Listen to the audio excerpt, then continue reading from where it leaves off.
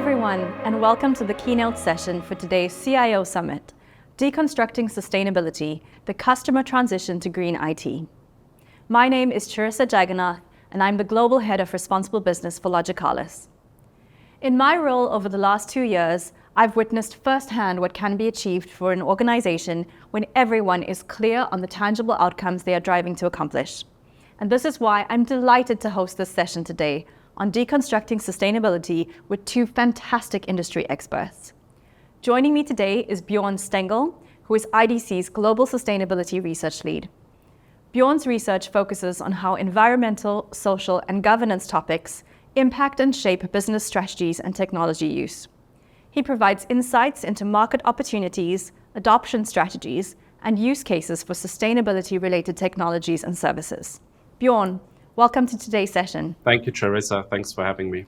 Also joining me is Denise Lee, Vice President, Engineering Sustainability Office at Cisco. Denise leads Cisco's Sustainability Engineering Roadmap. She develops business blueprints and integrates prototype offers across multiple portfolios, working with every function of Cisco's to scale sustainable products that help Cisco, its customers, and partners reach net zero. Thank you for joining us today, Denise, and welcome. Thanks so much, Charissa. It's great to be here with you both, Chris and Bjoern. Bjoern will set the scene and take us through the industry view from IDC. And then both Bjoern and Denise will join me to share their perspectives on what IT leaders can do today to drive transformative change in this decade of decisive action on climate. Okay, Bjoern, over to you. So let's talk about corporate sustainability in 2023 and the role of IT as an enabler. A lot has happened over the past few years when sustainability moved from a niche silo topic to the top of most business agendas, making it a mainstream business topic. When we talk to practitioners, and we also see this in our surveys, we see organizations are moving from old school CSR approaches of purely doing good to ESG, which means doing well by doing good. Before, corporate sustainability was often seen as a cost to the business, basically a philanthropic effort. Today, that's completely changed. ESG-led approaches are more focused on issues that are material to businesses in a given industry. They require the quantification of ESG performance using standardized metrics, and there's enough empirical evidence now that shows that organizations that focus on material ESG issues and manage them well also tend to outperform their competitors financially. In one of our most recent IT buyer surveys, more than 80% of decision makers said that they consider ESG factors to be very important to the enterprise value of their organization. This number is up from 50% just a couple of years ago. As you can see on this chart, this trend has also impacted the reason for buying sustainable and sustainability-enabling technology. Just to clarify here real quick, when I say sustainable technology, I mean the sustainability credentials of the technology itself. For example, the energy efficiency of IT infrastructure.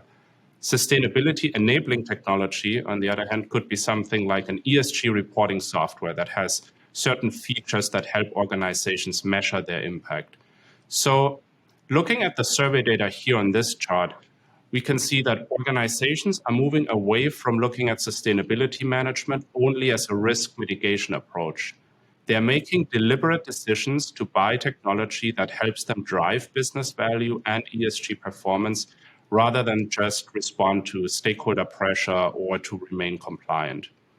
But, and this is also based on IDC survey data and anecdotal feedback from some of your peers, there are still many challenges that organizations and practitioners need to overcome to really successfully meet their sustainability goals and to move up the sustainability maturity ladder.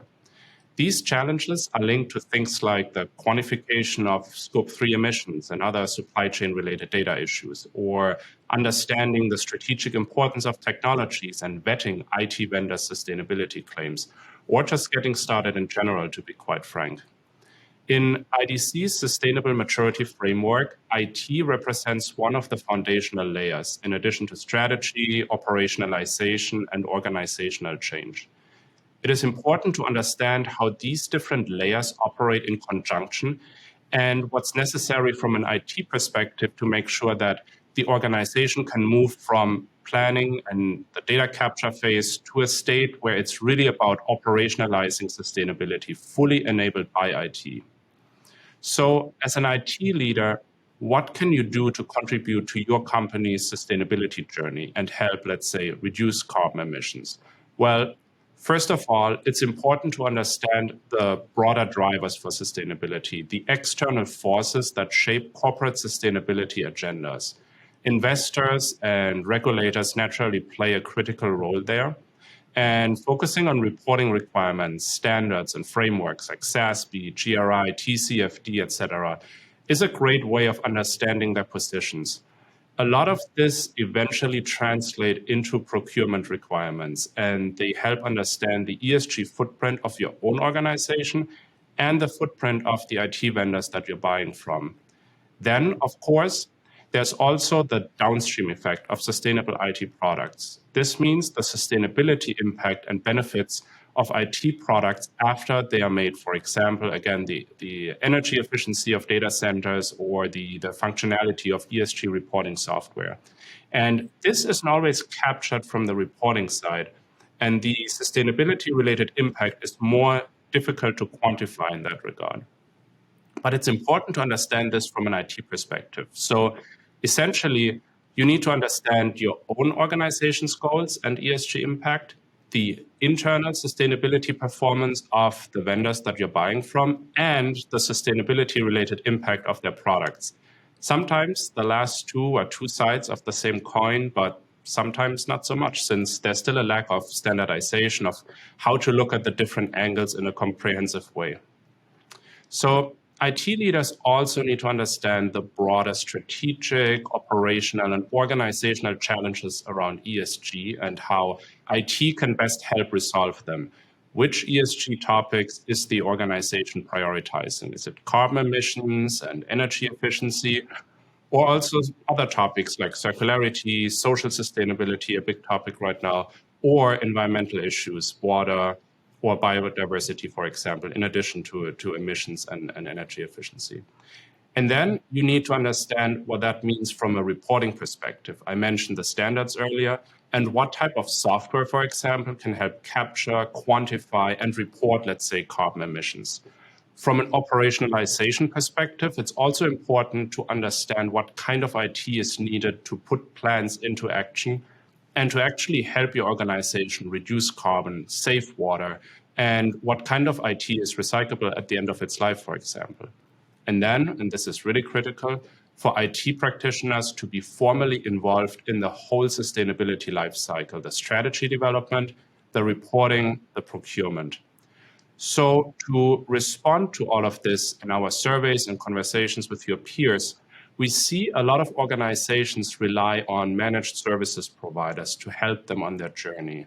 In our predictions report for sustainability, our IDC Futurescape, for example, we actually predicted last year that by 2025, 40% of ESG services engagements will require a managed services component to better address the long-term nature of intense data needs of sustainable transformation and ESG reporting.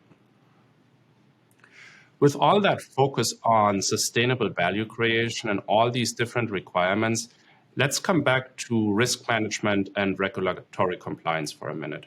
That's still the foundation for any corporate sustainability effort and really table stakes these days, even before you get into the full operationalization of ESG.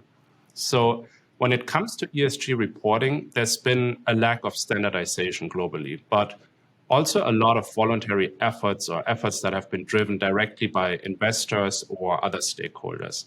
In the US, the big topic for publicly traded companies right now is the proposed SEC rule or the SEC rules that would help standardize climate-related disclosures.